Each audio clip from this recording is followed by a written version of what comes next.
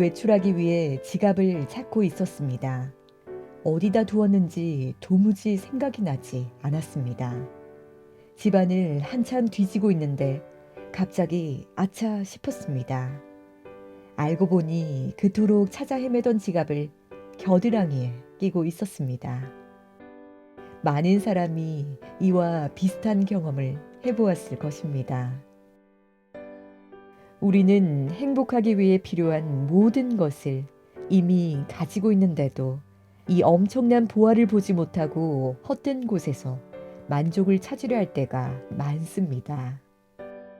측량할 수 없이 광대하신 하나님이 존재하십니다. 그분은 지금도 하늘나라에서 셀 수 없이 많은 천사에게 둘러싸여 찬송을 받고 계십니다.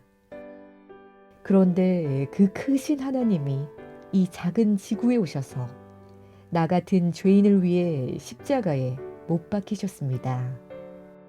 이것은 정말 말도 안 되는 사랑입니다. 절대자가 주는 최고의 사랑을 받은 우리는 이제 더 이상 행복과 만족과 삶의 의미와 자아를 찾으러 이곳저곳을 헤맬 필요가 없습니다. 예수님 안에서 이미 모든 것을 가졌기에 그 사실을 알고 즐거워하면 됩니다. 영국인 프랜시스 하버갈은 아주 독특한 여성이었습니다.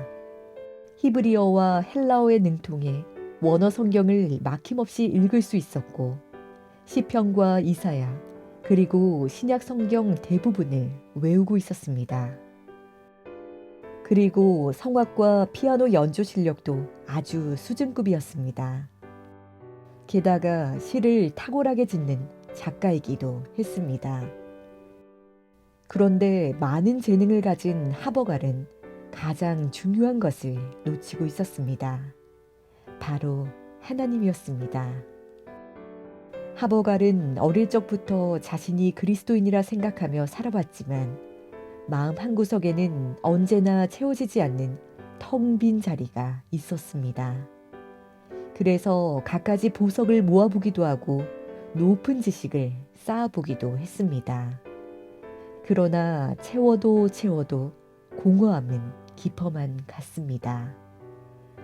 36세 때 하버갈은 모든 것을 예수님께 라는 책을 선물 받았습니다. 그 작은 책을 통해 오직 하나님만이 마음속 깊은 공허함을 완전히 채울 수 있다는 사실을 깨달았습니다.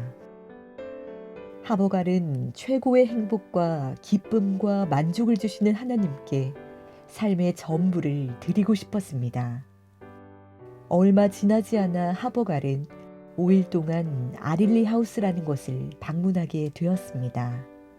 그 집에는 10명이 살고 있었는데 몇 명은 아직 예수님을 믿지 않았고 몇 명은 믿긴 하지만 열정을 잃은 상태였습니다.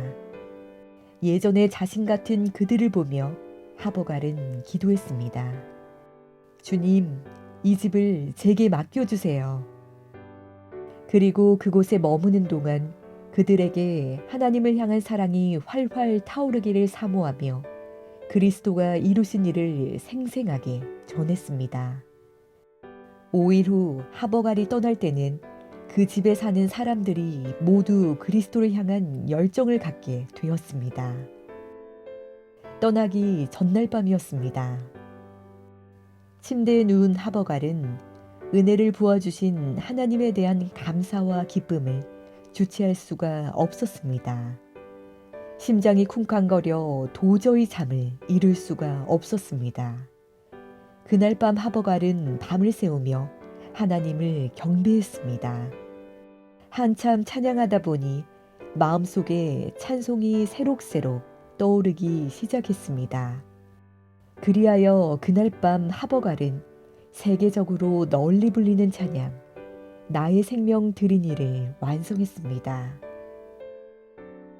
나의 생명 드리니 주여 받아주셔서 세상 살아갈 동안 찬송하게 하소서. 손과 발을 드리니 주여 받아주셔서 주의 일을 위하여 민첩하게 하소서. 하버갈은 이 찬송을 통해 손, 발, 목소리, 보아, 시간뿐 아니라 생명까지도 하나님께 드리겠다고 고백했습니다. 그리고 그대로 실천했습니다. 우선 자신의 목소리로 세상 노래 부르기를 그만두고 하나님을 찬송하는 노래만 부르기 시작했습니다. 그리고 가지고 있던 보석을 모두 선교단체에 기부했습니다. 하버갈은 아까워하면서 마지못해 드리지 않았습니다. 세상 사는 동안 복을 더 받기 위해 드린 것도 아닙니다. 구원의 생명수를 마시고 깊은 갈증이 해소된 기쁨으로 드린 것입니다.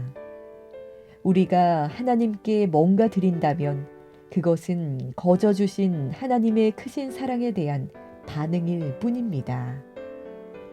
하버갈이 병들어 생의 마지막 때가 가까울 무렵 의사가 말했습니다. 이제 몸이 너무 쇠약해지셨습니다. 마음의 준비를 하셔야겠습니다. 그러자 하버갈은 주님이 계신 천국과 가까워지니 참 기뻐요 하며 미소를 지었습니다. 하버갈은 하나님의 사랑에 끊임없이 감격하며 살다가 43세에 하나님의 품에 안겼습니다.